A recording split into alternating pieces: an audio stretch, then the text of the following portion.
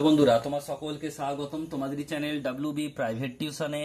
আজকের এই ভিডিওতে আমরা রায়মার্টিন প্রশ্নবিচিত্রা 2025 নবম শ্রেণীর যে তোমাদের ইতিহাস বিষয়ের দ্বিতীয় টেস্টের জন্য 12 নম্বর স্কুল রয়েছে 414 নম্বর পেজে এই প্রশ্নপত্রের উত্তর নিয়ে আজকের এই ভিডিওতে আমরা আলোচনা করব।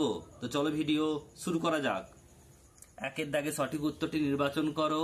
একের এক, কাসবার্গ ডিক্রি ঘোষিত হয় অস্ট্রিয়ায়। কোন বছর ফ্রাঙ্কফুর্টে চুক্তি স্বাক্ষরিত হয়? 1871 খ্রিস্টাব্দে। নেক্সট প্রশ্ন, ইউরোপের রুগ্ন মানুষ বলা হতো তুরস্ককে। কোন দেশের লুটাইট দাঙ্গা হয়েছিল? ইংল্যান্ডে। A new view of society গ্রন্থের লেখককে? Robert Owen. বলছে তিয়েনসিনের সন্ধি স্বাক্ষরিত হয়েছিল 1858 খ্রিস্টাব্দে। আধুনিক রাশিয়ার জনক ছিলেন Peter the Great. Option number C. বলছে সেরাজোভা রাজধানী ছিল বসনিয়া। Option number C. এরপর হচ্ছে বিভাগ খ, দুয়ের দাগের একের একটা, ইয়াং ইতালি কে প্রতিষ্ঠা করেন? জোসেফ মাৎসিনি। দুয়েরটা, কোন গ্রন্থকে সমাজতন্ত্রবাদের বাইবেল বলা হয়? দাস ক্যাপিটাল। এরপর হচ্ছে দেখো প্রাবধা কি? বলসেবিক দলের মুখপাত্রের নাম। বিয়ের দাগে সত্য মিথ্যা একেরটা, জার্মানির ঐক্যর প্রথম ধাপ ছিল বলছে জোলভের আইন প্রতিষ্ঠা। ঠিক হবে এটা।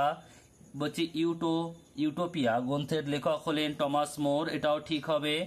নানকিং এর সন্ধি দ্বারা চীন 11টি বন্দর বিদেশিদের জন্য খুলে দিতে বাধ্য হয়। এটা মিথ্যা বা ভুল হবে। এবার বিবৃতি আর ব্যাখ্যা। সি এর দাগের বলছে একেরটা বিবৃতি বলছে সার্ব সমাজ সন্ত্রাসবাদী বলছে গ্যালভিরেলো প্রিন্সিপ অস্ট্রিয়ার যুবরাজ ফার্নিন্দকে হত্যা করেছিল। ব্যাখ্যা নাম্বার 1 সঠিক উত্তর হবে অস্ট্রিয়া সার্বিয়া আক্রমণ করেছিল।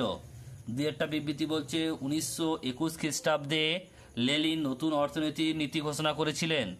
ব্যাখ্যা নাম্বার 3 সঠিক উত্তর হবে লেনিন দেশকে অর্থনৈতিক সংকট থেকে মুক্ত করতে চেয়েছিলেন।